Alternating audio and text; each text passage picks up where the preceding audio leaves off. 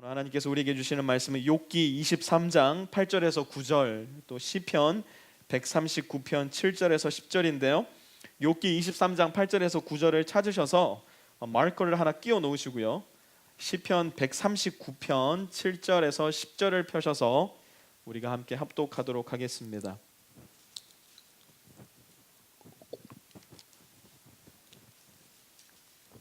함께 합독할 말씀은 시편 139편 7절에서 10절입니다. 찾으신 분들은 자리에 일어나셔서 시편 말씀 다 같이 합독하고 오늘은 욥기와 시편에서 함께 말씀을 살펴보도록 하겠습니다. 함께 읽습니다. 내가 주의 영을 떠나 어디로 가며 주의 앞에서 어디로 피하리이까? 내가 하늘에 올라갈지라도 거기 계시며 스올에 내 자리를 펼지라도 거기 계시니이다. 내가 새벽 날개를 치며 바다 끝에 가서 거주할지라도 거기서도 주의 손이 나를 인도하시며 주의 오른손이 나를 붙드시리이다. 아멘. 자리에 앉아주시고요. 오늘 여러분에게 몇 가지 질문을 드리면서 말씀을 시작하려고 합니다. 믿음 좋다, 신실하다, 신앙생활 참 잘한다, 이런 이야기를 들었을 때에 여러분 마음 가운데 떠오르는 이미지는 어떤 이미지입니까?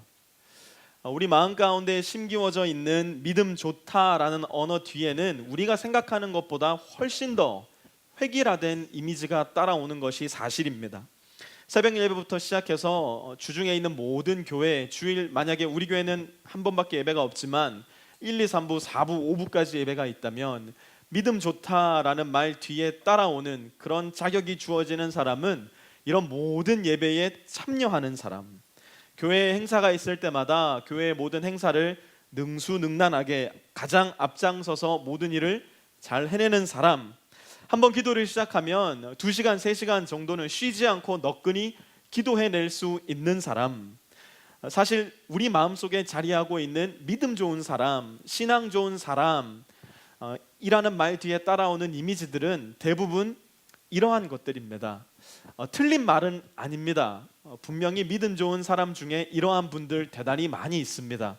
그러나 아무리 생각해 보아도 그러한 정도로 믿음의 크기, 믿음의 상태를 판단한다는 것은 조금 무리가 있지 않나 하는 생각 지울 수가 없습니다. 믿음이라는 것, 또한 신앙이라는 것, 그렇게 획일적으로 판단할 수 있는 것이 아닐 것 같은데, 너도 나도 손에 손잡고 이 사람은 믿음이 좋아, 저 사람은 믿음이 좋지 않아, 이 사람 참 신앙생활 잘하네, 저 사람은 참 신앙생활을 잘하지 못하네 라는 판단, 너무나 획일적인 생각으로 쉽게 내리지는 않나 하는 생각이 들어서 못내 불편하고 아쉬운 마음이 있는 것은 사실입니다. 왜냐하면 신앙생활이라는 거, 믿음을 가지고 하나님을 추구하며 하나님을 따라 살아간다는 것, 그것은 그렇게 두부 자르듯 무 자르듯 네모 반듯하게 잘라지는 그러한 것들은 아니기 때문입니다. 신앙은 늘 우리의 삶과 함께 합니다. 신앙이 시작되고 자라나고 결론 맺어지는 데 있어서 우리가 살아가는 삶과 동떨어진 신앙 존재하지 않습니다. 신앙은 하늘나라에 있고 우리의 삶은 이 땅에 있는 것 아닙니다. 신앙과 삶은 우리의 삶을 만나 신앙생활이 되는 것입니다. 삶이 없는 신앙 존재하지 않는다는 이야기입니다. 그런데 우리의 삶이라는 것이 여러분 다 잘 아시다시피 그렇게 간단하지도 않고 만만하지도 않습니다. 너무나 다이내믹하고 너무나도 변수가 많고 복잡한 것이 바로 저와 여러분이 살아가는 우리의 삶입니다. 그렇게 복잡 다단한 삶이 예수님을 만나 하나님을 따르며 추구하며 하늘 소망을 가지고 살아가는 여정이 시작된 것인데, 어떻게 우리의 신앙생활이, 또 어떻게 우리의 믿음 생활이 그렇게 간단하고 획일적일 수 있겠습니까? 그럴 수 없습니다. 다른 색채와 다른 모양과 다른 특징을 띠고 하나님을 믿는 삶을 우리는 함께 살아가는 것입니다. 교회는 그렇게 다른 색채, 다른 특징, 다른 모양을 가지고 그러한 사람들이 한자리에 모여 한 하나님을 예배하는 신앙의 공동체입니다. 그렇기 때문에 만약 우리가 하나님을 예수 그리스도를 통해서 볼 수 있고 배울 수 있고 섬길 수 있고 또한 따를 수 있다면, 또한 예수 그리스도를 통하여 하나님을 믿는 신앙의 공동 토대가 우리에게 존재한다면 우리가 신앙생활 해나가는데 발견하게 되는 서로의 다양성, 그것은 조금 이해가 가지 않더라도 얼마든지 참아주고 이해하고 때로는 감탄할 수도 있는 것입니다. 또 때로는 마음을 터놓고 서로의 차이를 이야기하며 함께 갈 수 있는 공동체, 그게 바로 다르지만 함께 가는 신앙 공동체, 교회 공동체입니다. 오늘은 성경 인물 가운데 저와 여러분이 너무나 잘 아는 유명한 두 사람의 신앙 고백을 통해서 어떻게 한 하나님을 믿는데 이렇게 다른 신앙 고백을 할 수 있는가 한번 살펴보려고 합니다. 같은 믿음을 가지고 있는 것은 틀림없는 사실인데 이 두 사람의 신앙 고백은 너무나도 다른 것을 볼 수가 있습니다. 오늘 우리가 함께 살펴볼 두 사람은 시편 말씀과 욥기 말씀을 함께 읽었기 때문에 짐작하실 수 있겠지만 욥과 다윗입니다. 이 두 사람에게는 모두 하나님께서 붙여주신 대단한 별명이 있었습니다. 욥은 하나님으로부터 온전하고 정직하고 하나님을 경외하며 악에서 떠난 자라는 우리가 생각할 수 있는 최고의 칭찬, 최고의 별명을 부여받은 사람입니다. 욥기 1장 8절은 이렇게 말씀하고 있습니다. 여호와께서 사탄에게 이르시되 네가 내 종 욥을 주위에서 보았느냐? 그와 같이 온전하고 정직하여 하나님을 경외하며 악에서 떠난 자는 세상에 없느니라. 그야말로 우리가 생각해낼 수 있는 최고의 찬사를 다른 누구에게서도 아니고 하나님에게서 받아낸 사람이 바로 욥이었습니다. 최고의 별명을 욥은 받아냈습니다. 그의 삶이 얼마나 아름다웠던지, 그의 삶이 얼마나 거룩했던지, 그의 삶이 하나님 보시기에 얼마나 기뻤던지 하나님도 놀라는 신앙. 그래서 그를 향해서 하나님은 온전하고 정직하고 하나님을 경외하며 악에서 떠난 자, 그야말로 최고의 별명, 하나님으로부터 받은 사람이 바로 욥이었고 그것이 바로 욥이 가지고 있는 신앙이었습니다. 그것은 다윗도 마찬가지입니다. 욥보다는 조금 짧습니다. 그러나 짧은 만큼 강렬한 별명이 다윗에게 붙는데요. 그 별명이 뭐냐? 하나님의 마음에 합한 사람 다윗입니다. 사도행전 13장 22절은 다윗을 이렇게 이야기하고 있습니다. 패하시고 다윗을 왕으로 세우시고 증언하여 이르시되 내가 이새의 아들 다윗을 만나니 내 마음에 맞는 사람이라 내 뜻을 다 이루리라. 하나님은 다윗을 왕으로 세우기로 작정하시고 그에게 별명을 붙여주십니다. 그 별명이 하나님의 마음에 맞는 사람 다윗, 하나님의 마음에 합한 사람 다윗이었던 것입니다. 다윗이 하나님을 얼마나 신실하게 잘 믿었던지, 다윗이 신앙생활을 얼마나 잘했던지 하나님은 다윗이 아직 목동으로 있던 그때 이미 내 마음에 합한 자라는 별명을 붙여줘 버리셨던 것입니다. 그런 욥과 다윗은 그의 삶의 한순간에 신앙 고백을 하게 되는데요. 두 사람 모두 하나님으로부터 인정받을 만큼 믿음 좋은 사람이었으면 틀림이 없습니다. 두 사람 다 같은 믿음 가지고 있는 사람이었으면 틀림이 없습니다. 그런데 신기한 것은 똑같은 주제에 대해서 믿음 좋은 두 사람이 너무나 다른 신앙 고백을 하고 있다는 것을 우리는 오늘 본문 말씀을 통해서 발견하게 됩니다. 분명 같은 믿음을 지녔는데 다른 고백합니다. 같은 주제에 대해서 하나님께 신앙 고백을 하고 있는데 이 두 사람의 신앙 고백 틀려도 너무나 다릅니다. 먼저 욥의 고백을 한번 들어보겠습니다. 욥기 23장 8절에서 9절입니다. 그런데 내가 앞으로 가도 그가 아니 계시고 뒤로 가도 보이지 아니하며 그가 왼쪽에서 일하시나 내가 만날 수 없고 그가 오른쪽으로 돌이키시나 배울 수 없구나. 욥의 고백을 간단하게 줄이자면 이겁니다. Where are you, God? 하나님 지금 도대체 어디 계시는 거예요? What are you doing, God? 하나님 지금 도대체 뭐 하고 계셔요? 욥은 지금 하나님 앞에 하나님의 부재하심에 대해서 그야말로 천둥번개와 같은 절규와도 같은 고백으로 하나님 앞에 신앙 고백하고 있는 것입니다. 참으로 불경스럽기 짝이 없는 신앙 고백. Where are you, God? What are you doing right now, God? 어디 계십니까, 하나님? 하나님 도대체 뭐 하시는 분이에요? 반면 다윗은 욥과 똑같은 주제, 하나님은 어디 계시는가? 이 주제에 대한 신앙 고백을 이렇게 합니다. 시편 139편 7절에서 10절. 내가 주의 영을 떠나 어디로 가며 주의 앞에서 어디로 피하리이까? 내가 하늘에 올라갈지라도 거기 계시며 수월에 내 자리를 펼지라도 거기 계시니이다. 내가 새벽 날개를 치며 바다 끝에 가서 거주할지라도 거기서도 주의 손이 나를 인도하시며 주의 오른손이 나를 붙드시리이다. 아멘.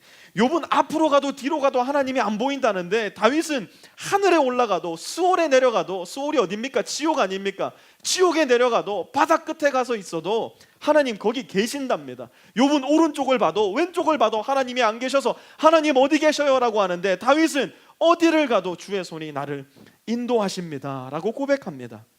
어떻게 이 둘의 신앙 고백이 이렇게 다를 수 있을까요? 어떻게 하나님으로부터 온전하고 정직하고 하나님으로부터 정말 경외하는 자라고, 악을 떠난 자라고 칭찬을 받은 사람이 그렇게 하나님으로부터 칭찬받았던 욥의 신앙 고백이 이토록 불경스러울 수 있을까요? 반면에 욥에 비교하자면 흠도 많고 티도 많고 죄도 많았던 다윗, 어떻게 하면 이토록 아름다운 신앙 고백 하나님에게 올려드릴 수 있었던 걸까요? 먼저 우리가 믿음 생활, 신앙 생활을 해나가는 가운데 인정해야 할 것은, 우리가 살아가는 가운데에, 우리가 신앙 생활 해나가는 가운데에 하나님의 부재를 경험하게 될 때가 있다는 거 우리는 반드시 인정해야 합니다. 우리는 누구나 삶의 한 지점에서 혹은 여러 시즌 속에서 하나님의 부재를 경험할 때가 있습니다. 아까 전에도 말씀드렸듯이 삶은 신앙을 만나 신앙 생활이 됩니다. 우리 모두가 잘 알고 있듯이 삶이라는 거 그렇게 간단하지 않습니다. 우리가 바라는 대로 잘 흘러가지 않습니다. 우리의 바램대로 흘러가는 일들, 우리 모두가 경험해봐서 잘 알겠지만 그런 일 잘 일어나지 않습니다. 그렇기 때문에 이렇게 복잡다단한 우리의 삶이 만난 신앙은 결코 공식화되거나 도식화되거나 일반화될 수 없다는 거 우리는 기억해야 됩니다. 그만큼 변수도 많고 삶의 다양성만큼이나 신앙의 형태나 모양, 특징도 다양해질 수밖에 없다는 거 우리는 알고 있어야 됩니다. 그 누구에게도 말하기 어려운 기가 막힌 상황을 만나게 되는 경험 우리는 하게 됩니다. 죽음과도 같은 깊은 어둠의 골짜기를 걷는 일 우리 삶 가운데 일어납니다. 신앙은 맑고 밝은 길로만 가는, 꽃길만 걷는 그런 인생 좀처럼 만나지 않습니다. 그렇기 때문에 신앙생활 역시 어둡고 불편하고 괴로운 순간들이 존재할 거라는 거 우리는 경험을 통해서 이미 알고 있고, 또 앞으로 닥쳐올 그러한 일들 우리 마음에 준비하고 있어야 합니다.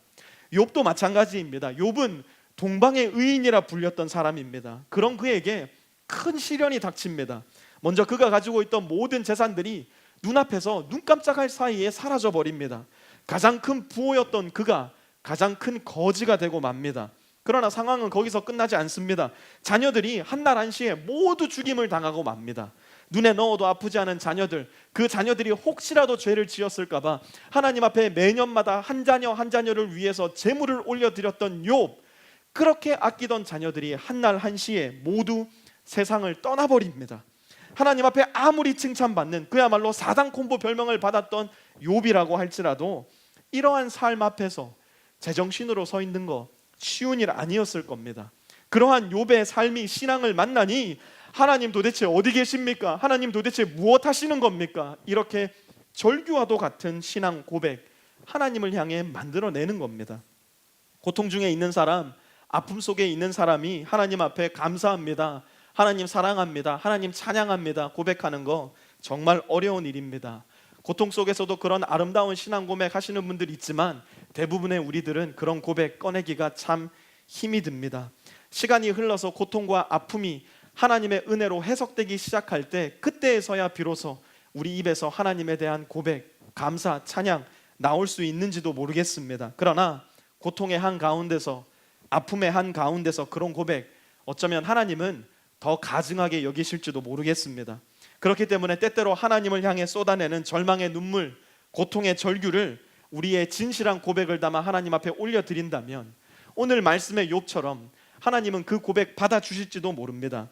우리 믿음 생활 가운데 그러한 절규, 그러한 아픔의 고백 필요합니다. 뿐만 아니라 고통과 절망과 아픔의 한가운데 있는 하나님을 향해 분노와 절규를 쏟아내는 우리의 형제 자매를 바라보면서 우리는 쉽사리 그 사람의 믿음을 평가하거나 정죄해서는 안 됩니다.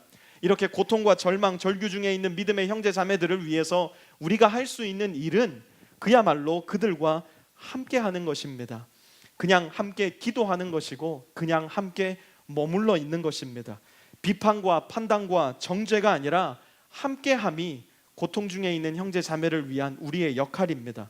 욥이 극심한 고통을 겪고 있을 때 고통 중에 있는 그의 삶 가운데 세 명의 친구가 찾아옵니다.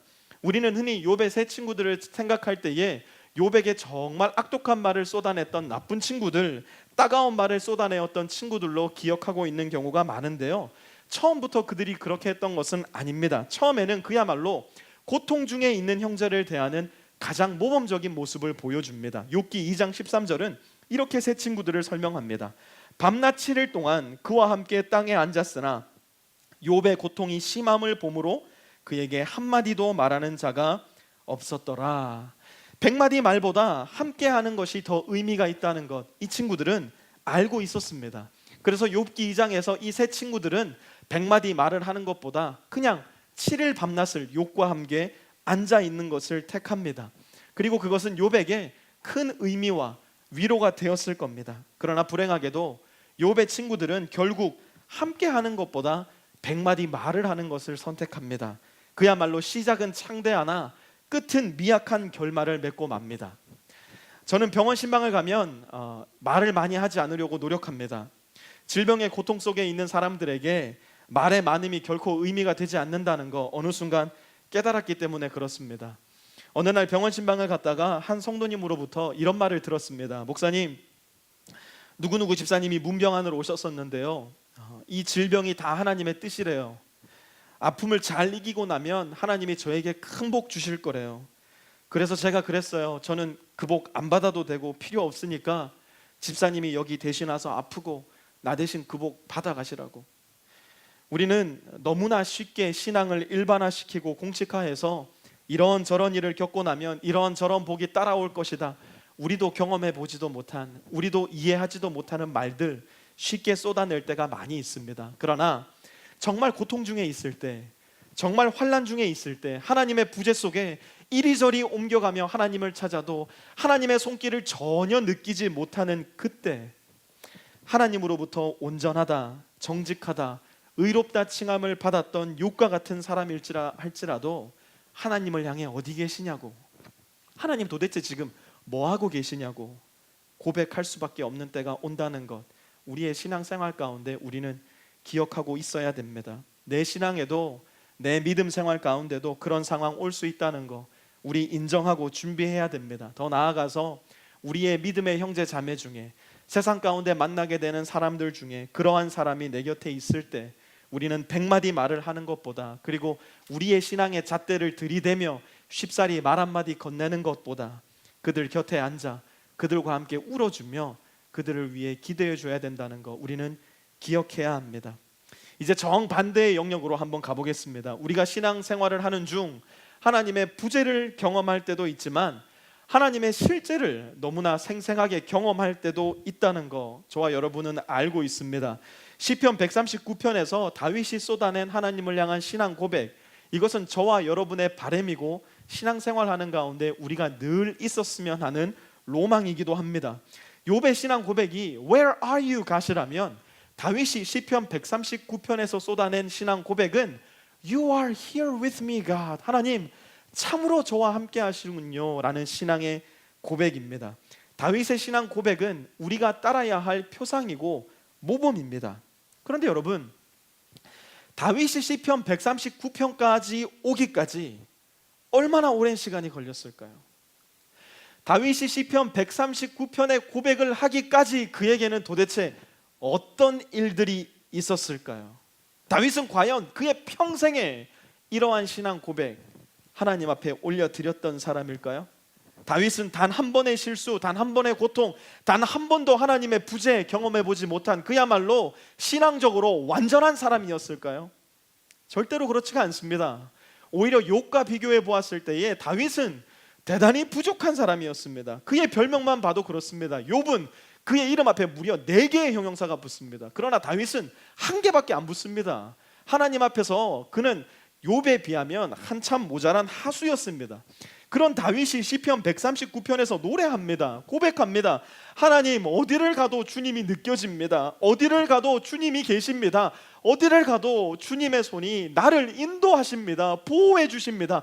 너무 아름다운 고백입니다. 그런데 여러분, 한번 생각해 보셨으면 좋겠습니다. 과연 젊은 시절의 다윗, 혈기왕성한 시절의 다윗, 그야말로 가장 잘 나가던 시절의 다윗, 그 다윗이 어디를 가도 계시는 하나님, 어디를 가도 느껴지는 하나님, 어디를 가도 지켜보시는 하나님, 과연 그가 기뻐했을까요?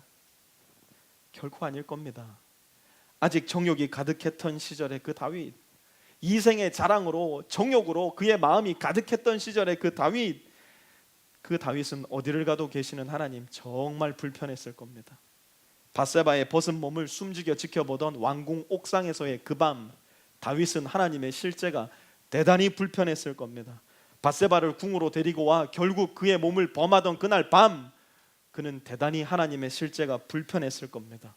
우리아를 전장의 가장 뜨거운 곳으로 보내서 결국 죽게 하던 그날 밤, 다윗은 하나님의 실제가 두려웠을 겁니다. 하나님의 실제가 오히려 그의 마음 가운데 짐으로 다가오고 하나님의 실제가 그의 마음 가운데 속박으로 다가오던 그 시절 분명히 있었을 겁니다. 이제 다윗은 인생의 노년에 와서 시편 139편을 적어 내려갑니다. 밧세바의 사건이 일어나고 우리아를 죽음으로 밀어넣고 나단 선지자의 천둥과도 같은 정죄함을 듣고 밧세바가 낳아준 아이가 그의 죄의 결과로 죽고 그의 아들 압살롬에게 쫓겨다니고 인생의 산전수전, 하나님의 실제가 불편했던 그 모든 시절을 다 지나고 난 지금 비로소 다윗은 그의 신앙 고백의 결론으로 시편 139편 적어 내려갈 수 있었던 겁니다. 그는 비로소 알게 된 겁니다. 그가 주의 영을 떠나 어디로도 갈 수 없는 존재라는 것. 하늘에도 지옥 끝에도 바다 끝에 가도 하나님은 여전히 거기 계시는 전지전능한 분이시라는 것. 그가 젊은 시절 생각했던 것처럼 그것은 그를 올가매고 구속하고 속박하기 위함이 아니라 언제나 그를 지키시고 보살피시고 인도하시기 위함이었다는 사실, 그 모든 시절의 시간과 함께한 삶이 신앙 고백 안에 녹아 들어가 있는 것입니다. 우리도 신앙생활을 하다 보면 하나님의 실제를 경험하게 될 때가 있습니다. 전혀 뜻밖의 상황에서, 전혀 뜻밖의 만남 속에서 하나님의 실제하심을 경험하게 되는 순간 우리 삶 가운데 분명히 있습니다. 매일 아침 떠오르는 태양을 바라볼 때 아무런 느낌이 없다가 어느 한날 아침 힘차게 떠오르는 태양을 바라보며 하나님을 향한 힘찬 경배와 찬양이 나올 때가 있습니다. 하나님의 실제를 경험하게 되는 순간입니다. 밤하늘에 밝게 빛나는 별들의 향연을 바라볼 때에 우리는 알 수 없는 신비감 속에서 하나님을 향한 실제하심, 하나님의 실제하심을 경험하게 되기도 합니다. 아무런 기대 없이 찾아왔던 예배 시간을 통해서, 하나님 앞에 함께 찬양하는 시간을 통해서, 하나님의 말씀을 열고 함께 하나님을 듣는 시간을 통해서 하나님의 실제를 경험하기도 합니다. 사랑하는 형제 자매들과 함께 말씀을 나누고 삶의 이야기를 나누고 기도를 나누고 서로를 위해서 어깨를 굽혀주며 기도하는 그 순간 우리는 이전에는 경험해보지 못했던 전혀 새로운 방법으로, 이전에는 경험해보지 못했던 전혀 새로운 방향으로 하나님의 실제를 경험하게 되기도 합니다. 그러나 동시에 우리는 이러한 하나님의 실제를 대단히 귀찮아하고 불편해하고 속박처럼 여길 때도 있는 것이 사실입니다. 직장 동료들과 밤늦도록 함께 오가는 술잔 속에서, 하나님을 믿지 않는 친구들과의 부도덕한 대화 속에서, 부당하게 재정적인 이익을 취하려고 하는 나의 욕심 속에서, 누군가를 속여가며 나의 유익을 구하려고 하는 나의 모습 속에서, 정욕에 가득 찬, 음란에 가득한 나의 모습 속에서 우리는 오히려 하나님의 실제를 마주하기가 불편하고 어색하고 두려워지기만 합니다. 오히려 하나님이 계시지 않았으면 좋겠다라는 생각이 들 때도 있을 정도입니다. 우리에게는 시간이 필요합니다. 우리에게도 신앙생활에 과정이 필요합니다. 단번에 하나님께서 우리에게 기대하시는 그 자리, 바울이 말했던 그리스도의 장성한 분량에 이르는 일, 그것은 하루아침에 일어나는 일 아닙니다. 우리의 삶의 시계가 흘러가는 동안 우리 신앙의 체질도, 우리 신앙의 모양도, 형태도 바뀌어져 가야 합니다. 하나님의 실제를 귀찮아했을 다윗, 하나님의 실제를 불편해했을 다윗, 하나님의 실제를 피하기까지 했을 그 다윗은 노년에 하나님의 실제를 기뻐하고 즐거워하며 결국 이렇게 노래합니다. 시편 139편 24절입니다. 내게 무슨 악한 행위가 있나 보시고 나를 영원한 길로 인도하소서. 죽음이 임박했음을 직감한 다윗은 그의 행위를 주님 앞에서 살피기 시작합니다. 주님 앞에 그의 행위가 무슨 부끄러울 것이 없는지 다시 한번 깊이 점검하기 시작합니다. 그리고 이제 곧 시작될 영원한 삶의 여정 기대하며 기다리기 시작합니다. 지금 그는 더 이상 불안해하지 않습니다. 그는 하나님의 실제를 불편해하지도 않습니다. 오히려 그는 순순히 인정합니다. 하나님의 실제 앞에 섰을 때 그의 죄악됨을, 그의 모자람을, 그의 음란함을 그는 그대로 고백하며 그의 죄악을 하나님 앞에 낱낱이 고백할 준비를 합니다. 그리고 기대합니다. 감사합니다. 영원한 삶을 바라봅니다. 겸손하고 잠잠하게 실제하시는 주님 앞에 이렇게 고백합니다. 나를 영원한 길로 인도하소서.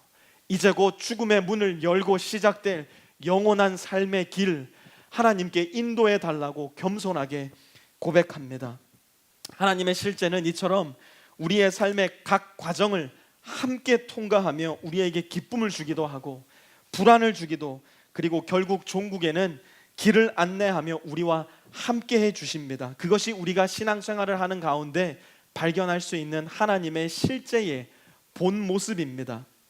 욥과 다윗의 신앙 고백을 통해서 우리의 삶 가운데서 우리는 하나님의 부재도 또한 하나님의 실제도 경험할 수 있다는 것 함께 살펴봤습니다. 이제 마지막으로 하나님의 부재 가운데에 또한 하나님의 실제 가운데 우리의 역할은 무엇인지, 그렇다면 하나님이 부재하실 때, 하나님이 실제하실 때 우리는 과연 무엇을 해야 되는가 함께 살펴보려고 합니다. 우리의 신앙생활 가운데 우리는 나의 신앙 고백을 할 수 있어야 됩니다. 우리가 신앙생활을 해나가는 가운데 우리는 나의 신앙 고백 할 수 있어야 됩니다. 다 같은 믿음을 가졌다고 해서 다 같은 신앙 고백하는 거 결코 아닙니다. 같은 믿음을 가졌지만 나의 고백과 너의 고백, 우리의 고백은 모두 다를 수 있습니다. 먼저 욥의 고백을 다시 한번 살펴보겠습니다. 욥기 23장 8절에서 9절입니다. 그런데 내가 앞으로 가도 그가 아니 계시고 뒤로 가도 보이지 아니하며 그가 왼쪽에서 일하시나 내가 만날 수 없고 그가 오른쪽으로 돌이키시나 배울 수가 없구나. 욥은 지금 부재하시는 하나님을 신앙 고백으로 절규하듯 부르며 내가 주님을 만날 수가 없습니다. 내가 주님을 발견할 수가 없습니다. 내가 아무리 주를 찾아도 주님이 계시지 않는 것 같습니다. 그의 신앙 고백하고 있습니다. 반면 다윗은 어땠을까요? 시편 139편 7절에서 10절 다시 한번 읽어보도록 하겠습니다. 내가 주의 영을 떠나 어디로 가며 주의 앞에서 어디로 피하리이까? 내가 하늘에 올라갈지라도 거기 계시며 수월에 내 자리를 펼지라도 거기 계시나이다. 내가 새벽 날개를 치며 바다 끝에 거주할지라도 거기서도 주의 손이 나를 인도하시며 주의 오른손이 나를 붙드시리이다. 다윗은 지금 실제하시는 하나님을 신앙 고백으로 노래하듯 부르며 내가 주를 피할 수 없고 내가 어디를 가더라도 주님은 나와 함께 하시며 내가 무엇을 하더라도 주의 손이 나를 붙드신다. 지금 다윗은 고백하고 있는 것입니다. 이것은 무슨 말일까요? 하나님은 부재하심 속에서도, 하나님은 실제하심 속에서도 나의 신앙 고백 듣기를 원하신다는 겁니다. 하나님의 부재하심 속에 나의 신앙 고백 할 수 있어야 되고 하나님의 실제하심 속에서도 나의 신앙 고백 할 수 있어야 된다는 것입니다. 우리는 신앙생활이 아닌 교회 생활에 너무나도 익숙해져 있습니다. 그래서 착각합니다. 타인의 신앙과 나의 신앙 자꾸만 착각합니다. 타인의 고백, 나의 고백 자꾸만 착각합니다. 목사의 신앙, 여러분의 신앙 결코 아닙니다. 옆에 앉아있는 내 남편의 믿음, 여러분의 믿음 절대로 아닙니다. 우리 교회 안에 있는 아무개 형제님의 신앙생활, 아무개 자매님의 신앙생활, 나의 신앙생활 결코 될 수가 없습니다. 내 삶 속에 하나님의 부재하심이 너무나도 분명하고 생생하게 느껴지는데 믿음 떨어졌다는 소리 듣고 싶지 않아서 마음에도 없는 신앙 고백 나누며 그래도 내 신앙생활 연수가 얼만데 자위하고 있는 신앙생활, 그런 믿음 고백 하나님 원하지 않으십니다. 하나님의 실제하심이 너무나도 분명한데 그러나 동시에 하나님의 실제하심 속에 나의 죄악이 너무나 분명하게 보여서 하나님이 너무나 불편하게 느껴지는데, 신앙생활 잘한다는 소리 들으며 교회 다니고 싶어서 그저 하나님 앞에 감사 찬양 올려드리는 거 하나님 앞에서는 다 표시납니다. 하나님 좋아하시지 않으십니다. 우리는 평생을 살아가면서 끊임없이 고민하며 살아갈 겁니다. 어떤 때는 하나님이 부재하시는 것 같아 답답해하며 고민하고, 어떤 때는 하나님의 실제하심 속에서 죄악 속에 고민하고, 그러한 고민 우리는 분명히 가지고 살아갈 겁니다. 우리의 삶은 어쩔 수 없이 계속해서 흔들릴 것이고, 그 흔들림 속에서도 흔들리지 않는 믿음 붙잡고 그렇게 살아가는 것이 우리의 신앙생활의 모습입니다. 그리고 그 흔들림 속에 하나님을 향한 나의 고백, 나의 신앙 고백은 하나님 앞에 내가 써내려가는 또 다른 욥기, 하나님 앞에 내가 써내려가는 또 다른 시편이 될 수 있는 것입니다. 천지를 놀라울 정도로 다양하고 아름답고 기가 막히게 창조하신 하나님은 우리의 신앙생활도 놀라울 정도로 다양하고 다이내믹하고 아름답고 기가 막히게 창조해 나가십니다. 우리의 신앙은 절대로 획일화 될 수 없는 것입니다. 믿음 좋다, 신앙 좋다라는 말, 그런 범주 안에 들어갈 수 있는 것은 우리 신앙생활의 특징이 결코 아닙니다. 믿음 좋다, 신앙생활 잘한다라고 하는 것은 각자 삶의 영역 안에서, 각자 삶의 다양한 자리에서, 각자 삶의 다양한 방식으로 하나님과 함께 믿음으로 이야기를 써내려가는 것, 그것이 바로 믿음 좋은 신앙입니다. 그것이 바로 신앙 좋은 우리의 삶입니다. 각자가 처해 있는 각자의 시즌 속에서 하나님과 함께 이야기를 써내려감으로써 믿음을 굳게 만들어 나가는 것, 그것이 바로 우리 신앙생활의 특징이 되어야 합니다. 우리 주님 예수 그리스도에게는 십자가에 거꾸로 달려 죽임당했던 예수님의 수제자 베드로도 필요했지만, 일터를 버리고 도망갔던 배신자 오네시모노도 필요했습니다. 예수님에게는 초대교회 순교자 중 최초의 순교자 야고보도 필요했지만, 선교 도중 나는 못해 먹겠다고 도망가 버렸던, 집으로 돌아가 버렸던 바나바와 바울을 버려버렸던 마가 요한도 필요했습니다. 예수님에게는 여기서 마이크를 끼고 말씀을 전하고 있는 구본성도 필요하지만, 오늘이 지나고 내일이 되면 각자의 일터로 돌아가서 과중한 업무로, 인간관계의 어려움으로, 박봉의 샐러리로 고통받으면서도 믿음을 가지고 신앙을 가지고 하나님과 함께 여전히 이야기를 써내려가고자 하는 여러분도 필요합니다. 각자의 가정에서 아이들을 키우며 내 인생은 도대체 어디 갔나 고민을 하지만, 여전히 하나님께서 주신 선물 가장 귀하게 여기며 아이들을 키워나가는 엄마의 신앙, 그 안에서 하나님과 함께 써내려가는 하나님과의 시편을 적어내려가는 우리 성도님들 필요합니다. 사랑하는 프리스코 세미한 성도 여러분들, 각자의 신앙을 조금 더 존중하는 마음으로 서로가 서로를 대할 수 있는 우리가 되었으면 좋겠습니다. 만약 우리가 나를 위해서 이 세상에 오셔야 했던, 그리고 나를 위해서 십자가에 못 박혀 돌아가셔야만 했던 그 예수 그리스도를 나의 구세주로, 나의 주님으로 믿는다면, 만약 우리가 그 주님이 언젠가 다시 우리를 위해서 다시 돌아오실 것이라는 것을 우리 마음에 믿고 그분을 소망하고 기다린다면, 우리는 그분을 머리로 모신 그리스도의 몸된 지체들입니다.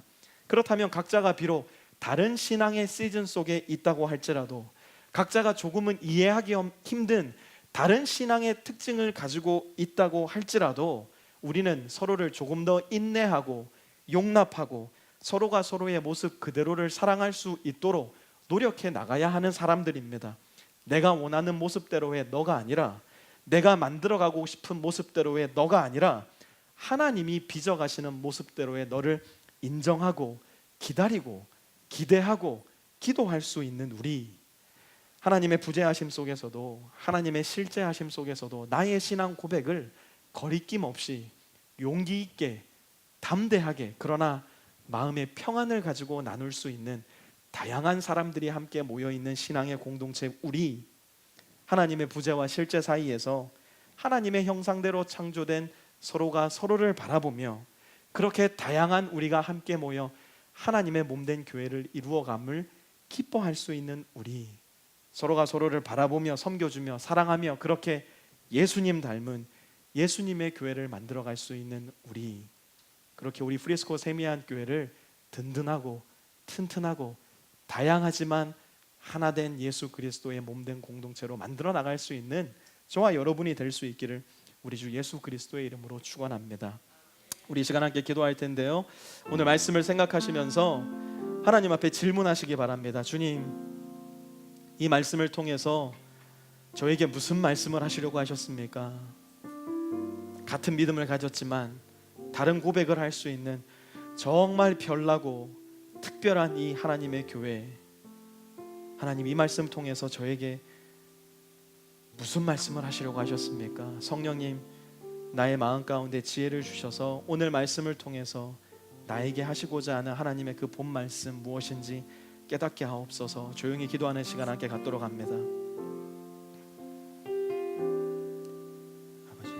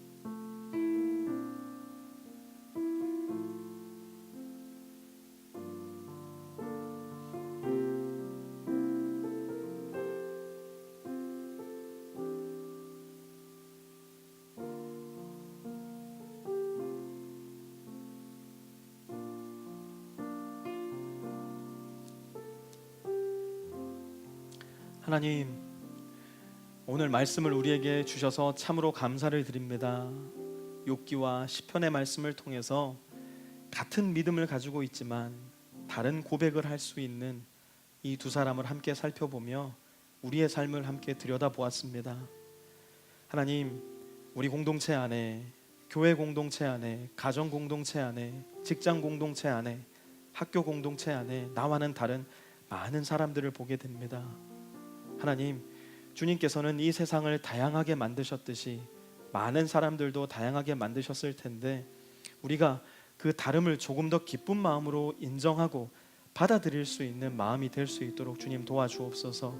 우리가 만약 예수 그리스도를 우리의 믿음의 공동 토대로 가지고 있다면 기꺼이 서로가 다른 특징을 가지고 하나님을 추구하는, 하나님을 쫓아가는 예수 그리스도를 따르는 삶 얼마든지 인정하고 기뻐하고 감탄하며 때로는 대화 속에서 서로가 서로를 이해할 수 있는 넓은 마음 가질 수 있도록 도와주시고, 그러므로 인하여서 예수 그리스도의 몸된 우리 교회 공동체가 다양함 속에서 하나됨을 누리며 다양함 속에서 한 하나님을 예배하는 놀라운 역사가 계속해서 일어날 수 있도록 주님께서 인도하시고 역사하여 주시옵소서. 그러므로 인하여서 서로가 다른 모습으로 그러나 한 예수 그리스도를, 그 예수 그리스도를 향한 장성한 믿음의 분량에 이르기까지 주를 기꺼이 따라갈 수 있는 우리 교회 공동체 될 수 있도록 도와주시고, 그 안에서 우리가 하나님의 실제 속에서도 부재 속에서도 마음껏 할 수 있는 신앙 고백을 통해